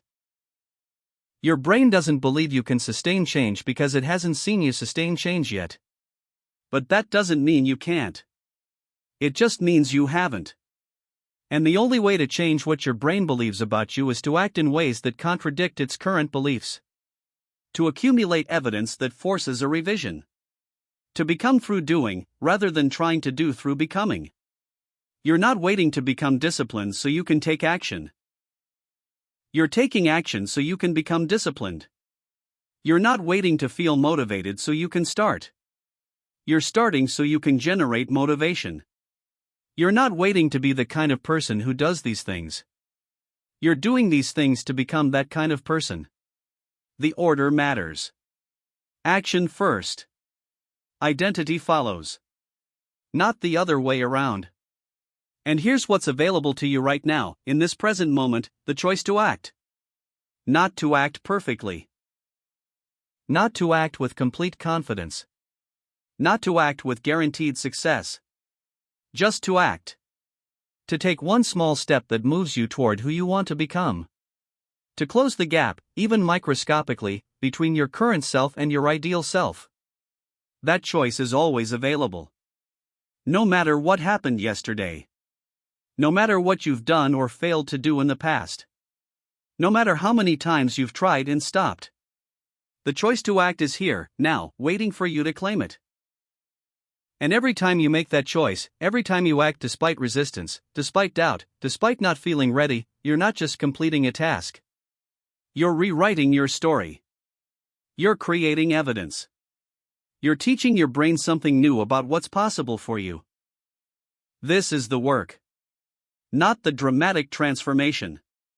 Not the perfect execution. But the daily choice. The consistent showing up. The gradual accumulation of actions that slowly, quietly, inevitably reshape who you are. You don't need to be stronger than you are. You don't need to be more motivated than you are. You don't need to have more willpower than you have. You just need to act. Once. And then again. And then again. Until the action becomes automatic and the person you're becoming simply becomes who you are. Your life doesn't change in the moment you feel motivated. Motivation is fleeting. Temporary. Unreliable. Your life changes in the moment you take action. Because action is evidence. Action is practice. Action is how you become someone different. The version of you that takes action consistently isn't waiting to be discovered. It's waiting to be built. Through small choices. Through imperfect execution. Through showing up even when you don't want to. Through doing the thing before your brain has time to talk you out of it. You build that version of yourself one action at a time. Starting now. Starting with whatever is in front of you. Starting before you're ready. Because you'll never be ready. Readiness is something you create through action, not something you achieve before action. So what's the one thing you've been avoiding? The one task you've been putting off? The one behavior you've been meaning to start? Don't think about it. Don't analyze it. Don't wait for the right moment. Just do it. Right now. Not perfectly. Not completely. Just begin. Take the smallest possible step. Prove to yourself that you can move. Because that movement, that single action, that's where everything begins. That's where the cycle reverses. That's where you stop being someone who intends and become someone who acts. And from that one action, everything else becomes possible. The life you want is on the other side of action. Not motivation. Not understanding. Not perfect conditions. Action. Imperfect, uncertain, uncomfortable action. That's the bridge. That's the path. That's how you get from here to there. And you can start crossing that bridge right now. This moment. This choice. This action. Everything changes here. Not because you became someone different, but because you decided to act like someone different. And if you do that enough times, you won't be acting anymore. You'll just be. That's the transformation. That's the discipline. That's the person you've been waiting to become. They're not coming to rescue you. You're becoming them, one action at a time, starting now. Conclusion. So here we are. At the end of this conversation, but really at the beginning of something else. Because everything we've talked about, all the understanding you've gained, it means nothing if it stays in the realm of ideas. Knowledge that doesn't change behavior is just entertainment. You now understand that you're not lazy. That your brain was simply doing what it was designed to do, protecting you with mechanisms that no longer serve you. You understand how resistance works, how your mind magnifies tasks and waits for perfect conditions and whispers not now until not now becomes never. You know that motivation is a liar. That it promises to arrive before action when it actually only comes after. You understand that your identity isn't fixed, that it's built from evidence, and that every action you take is a vote for who you're becoming. You have techniques now. Simple, practical tools that work with your brain instead of against it. Starting rituals that create triggers. 2-minute commitments that bypass resistance. Ways to reduce friction and track progress and align your energy with your tasks. And you understand that discipline isn't about being stronger. It's about thinking less. It's about automation. It's about building systems that remove the daily negotiation between intention and action. All of this is yours now. This understanding. These tools. This new way of seeing yourself and your patterns. But here's the question that matters: what will you do with it? Because there are two paths from here. The first path is familiar. You feel inspired right now. You have clarity. You're going to change things. Starting tomorrow. Or next week. When conditions are better. When you've thought about it more. When you're ready. And slowly, gradually, this inspiration fades. The understanding becomes just another thing you know but don't apply. And nothing changes. The second path is different. You don't wait. You don't think about it more. You don't prepare further. You simply act. Right now.